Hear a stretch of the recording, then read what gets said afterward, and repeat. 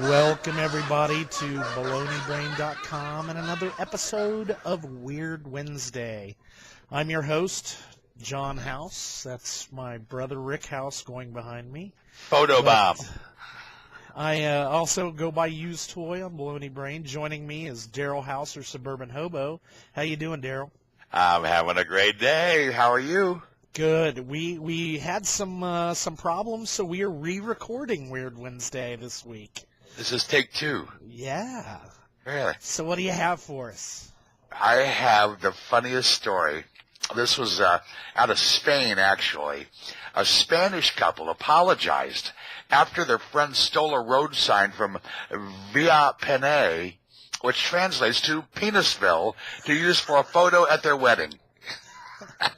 So he was taking his newlywed to Penisville. Yeah, sooner or later. The sign was tracked to the wedding by locals who set out to investigate the disappearance of signs from their village. They spotted one of the signs being used as a prop in a wedding photo posted to Facebook. The groom explained his friends had taken the sign because he's originally from Via Pene, and they wanted to use it for the wedding photos. They meant to return it the day after the wedding, but they either forgot or were just too lazy or stoned, is what I'm thinking, personally. There was no real malice, but the groom did apologize to the people of Via Pene for all of the hassle. I thought it was a cute, funny story. Nice.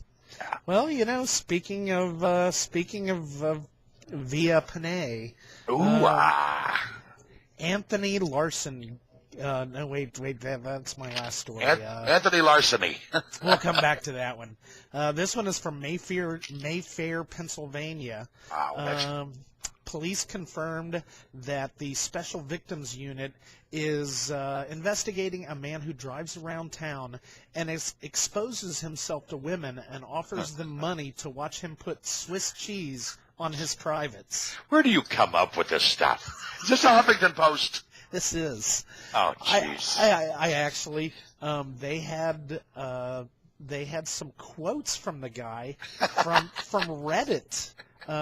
He says, "I have a big heart," and how did you spell that? But I developed a fetish to help me deal with my sexual urges. I found that women tend to like dairy products and settled on cheese to represent the girl. Thus, I started having sex with cheese. Oh, God. I like to use Swiss cheese and wrap slices of cheese around. I'm not going any further. That's better than cutting the cheese, I'm thinking. Anyway, now he prefers to have the girls administer the cheese for him. Well, I guess the whole world is like he didn't prefer Limburger cheese. Oh, gee. Well, I tell you what, I like this story, too, and this is kind of a food for thought. It's been less than 2 weeks since recreational marijuana became legal in Colorado, and it certainly hasn't taken long for the change to have some unforeseen consequences. Apparently, the theft of road signs is one of them. The 420 mile marker along Interstate 70 has been stolen multiple times, and the State Department of Transportation finally decided to do something about it.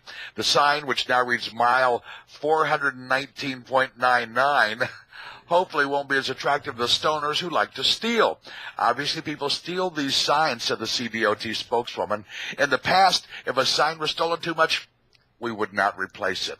This is sort of an innovative way for us to keep the sign there.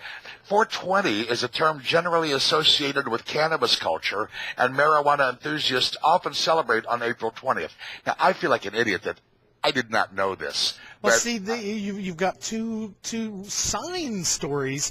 I'm just glad that there's not a Penisville, Colorado. Signs everywhere, sign. Well, it was reported to the CDOT. Prior to this thing with the 420, they changed a mile marker 69 near the summit of Cameron Pass to read 68.5 after it was reportedly taken by Randy Robbers. Gotcha. See, that could have been at Penisville, too.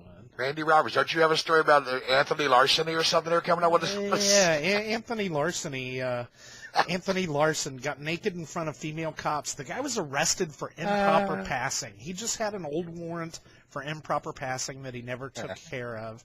And so they take him to the police station, and as he wandered around the police station, he got behind a phone, got completely nude, and was admiring the female prisoners in detention. He made it about 50 feet when Major Shannon Clark saw him and said, "Ew, he's naked." Beat the crap out of him. And so now he's been arrested and is being held on a $5,000 bond for felony complaint of indecent exposure. But what a great idea. You're in a police station. You're technically in custody. That's the place to get naked. Yeah. You know what I'm wondering is Shannon, the arresting officer, I wonder if Shannon is a male or a female. I don't know. I think it says her, so I think it's a woman. Yeah, thus the comment, "Ew, he's naked." Hey, well, I tell you, this is my entry in the weirdest story of the day. From the website of semi-official Iranian news agency Fars News, here's a headline for a story destined for Weird Wednesday that ran this past Sunday.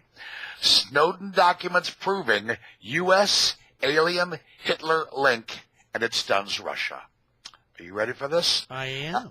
After previously reporting on subjects like the British royal family being Jewish and Israel's plans to annex Iraq, Fars News may have outdone itself by breaking news that the U.S. government has been run by a shadow government of Nazi space aliens since 1945.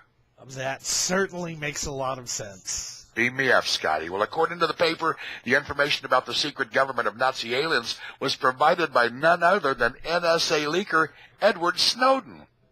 After losing World War II, the aliens apparently opted to become the secret force behind the United States.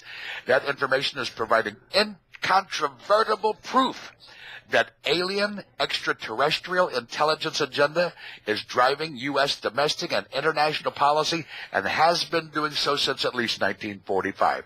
Additionally, this just keeps getting better.